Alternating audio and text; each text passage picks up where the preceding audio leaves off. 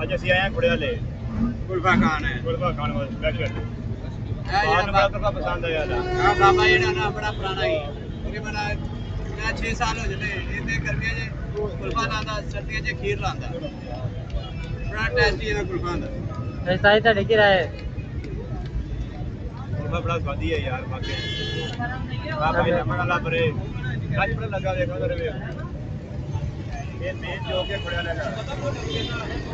ਇਹਦੇ ਕੁਲਫਾ ਆ ਕੇ ਖਾਣਾ ਇੱਥੇ ਆਣ ਕੇ ਆਵੇ ਮੇਨ ਜੋ ਖੁੜੇ ਵਾਲਾ ਮੇਨ ਜੋ ਖੋਲ ਜਾਣਾ ਹਾਂ ਬੋਰਡ ਲੱਗਾ ਮਰੀਮ ਨਵਾਜ਼ ਦਾ ਹਾਂਜੀ ਮੇਰੇ ਤਾਂ ਨਾ ਮੇਰੇ ਵਿੱਚ